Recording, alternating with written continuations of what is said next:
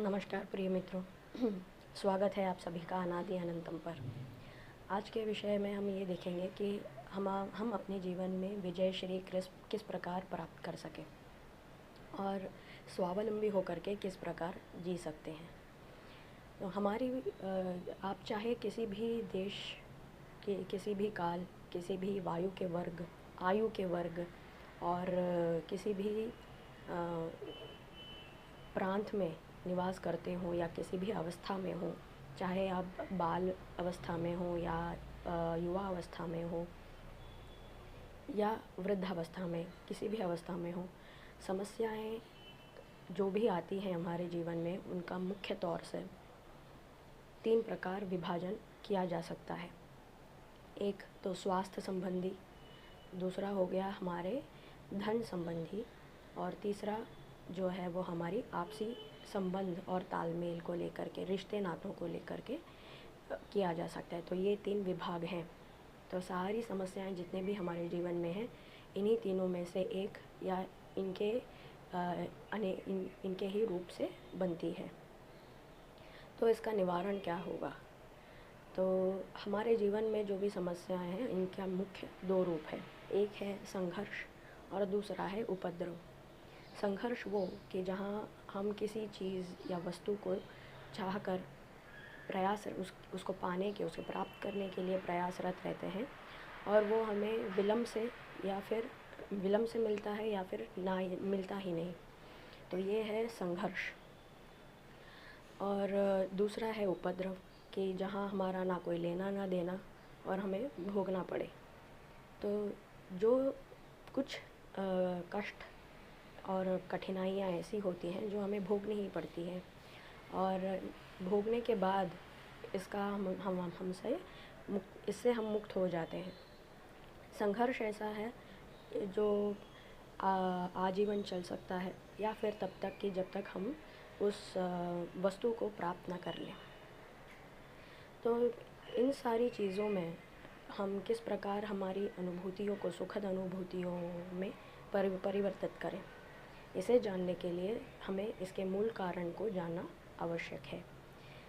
ज़्यादातर देखिए दोस्तों, ऐसा होता है कि हमारा जो ध्यान है वो इस लौकिक जगत में केंद्रित रहता है, हमारे व्यवहारिक जगत में केंद्रित रहता है, पर हमारा ध्यान उस ओर नहीं जाता।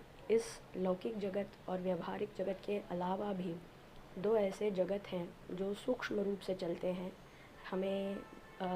हमारे लिए अदृश्य हैं परंतु बहुत ही सक्रिय हैं और इस लौकिक जगत के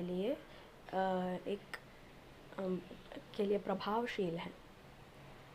तो इन दोनों जगत को हम अगर जान लें, इनकी ऊर्जाओं को अगर हम समझ सकें, तो हमारा इस लौकिक धरातल पर हमारी अनुभूतियों को, सुखद अनुभूतियाँ हम बना सकते हैं।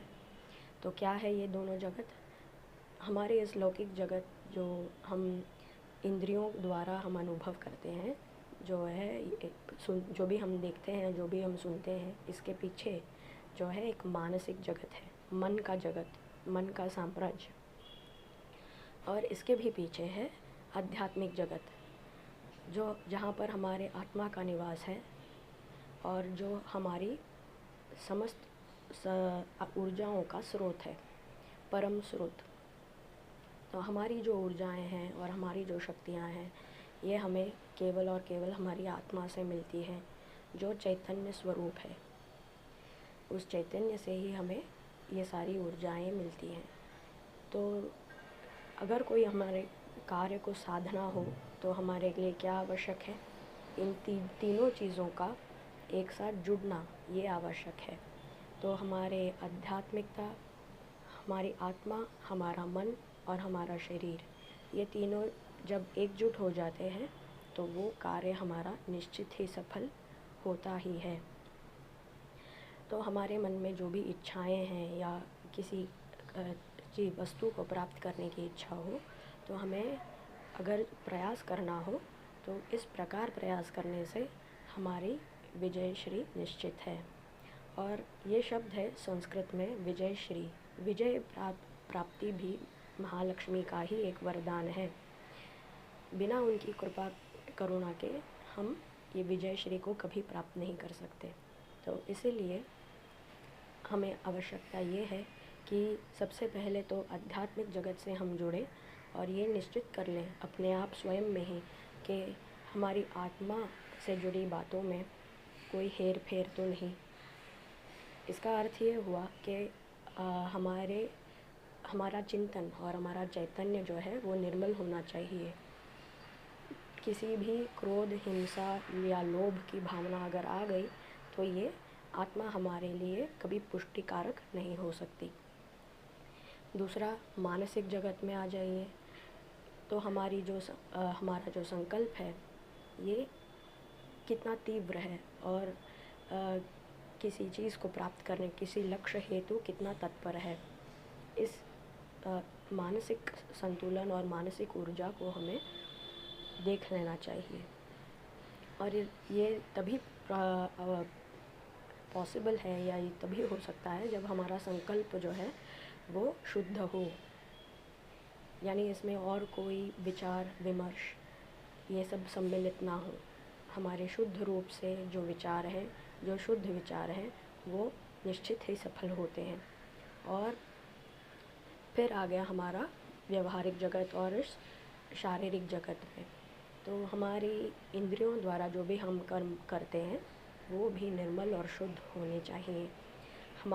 जैसे कि हमारा खान पान, आहार में नियम संयम, आहार में पानी भी आता है और ठोस आहार भी आ जाता है। तो हमारे खान पान में और सात्विकता रहेगी तो हमारा मन और हमारी आत्मा इस कार्य से जुड़ने में सक्षम रहेगी।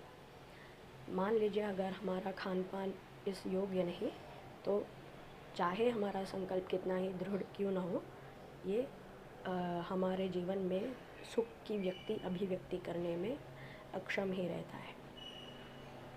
तो इसीलिए ये अति आवश्यक है कि अगर हम विजय प्राप्त करना चाहें और इस बात स्वावलंबी होकर के करना चाहें तो इस बात को बहुत ही अच्छी तरह से समझ लेना चाहिए और उसे अपने ध्यान में, अंतर्मन में उतार लेना चाहिए कि इस व्यवहारिक जगत के पीछे भी और दो जगत हैं और उनकी प्रेरणा और उनके अनुग्रह या उनके योग सहयोग के बिना या इस व्यवहारिक जगत में किसी भी तरह की सुखद अनुभूतियों का होना नहीं हो सकता, एक अनुभव होना पॉसिबल नहीं है। तो इसीलिए इस बात को अगर जो कोई जान ले और समझ ले तो किसी भी समस्या या उपद्रव से हम निपटने में समर्थ हो जाते हैं। तो किस प्रकार निपटा जाए? हमारी आध्यात्मिक ऊर्जा को बनाए रखने के लिए ही भगवान ने हमें श्लोक और स्तोत्र, ये स्तुति, ये सारी चीज़ें उपलब्ध कराई हैं। ये तो किसी मनुष्य ने बनाई तो है नहीं। तो इससे हम डायरेक्टली हमारी आत्मा की ऊर्जा के साथ जुड़ सकते हैं और जुड़े हुए बने रह सकते हैं ताकि हमारा मानसिक और शारीरिक जगत हमेशा स्वस्थ रह सके। तो जैसे हम भगवान की स्तुति करते हैं और उनकी प्रसन्नता के लिए कोई कार्य करते हैं, तब हमारे ही चेतन मन में वो प्रसन्नता आ जाती है और उस प्रसन्नता के भाव से ही सारे कार्य संपन्न होने लगते हैं। और हमें मानसिक जगत को दृढ़ रखने के लिए यम, नियम, प्राणायाम, इन तीनों का योग्य रूप से, उचित रूप से इनका अभ्यास करते रहना चाहिए। और शरीर के लिए तो है आहार नियम, और हमारे आहार ही हमारे सफलता का रहस्य है। तो जिस प्रकार का संतुलित आहार हम करेंगे, आहार तो वैसे बहुत ही ज़रूरी है जीवन के लिए, किंतु इसमें नियम होना भी बहुत ज़रूरी है। ऐसे भी कुछ दिन हैं जहाँ पर आहार वर्जित है, तो फास्टिंग या उपवास रखना ये भी हमारे सेहत के लिए बहुत ही लाभदायक है और ये हमारी संकल्प शक्ति को और भी ज़्यादा बढ़ाने में इसकी वृद्धि करने में बहुत ही अनुकूल है। तो इन सारी चीज़ों को, बातों को अगर हम ध्यान से समझ लेते हैं तो हमारी विजय श्री निश्चित है और हम हमारा जीवन स्वावलंबी होकर के जी सकते हैं। चाहे कर्मों की गति किसी भी प्रकार क्यों ना हो, समय की गति किसी भी प्रकार की क्यों ना हो, जब हमारी आत्मा, चेतन मन की जो ऊर्जा है वो हमें प्राप्त हो जाती है तो बड़े बड़े कार्य भी हमें बड़ी आसानी से करने में सामर्थ्य हमारे अंदर आ ही जाता है। चलिए फिर मिलते हैं अगले वीडियो में। नमस्कार। नमो नमः।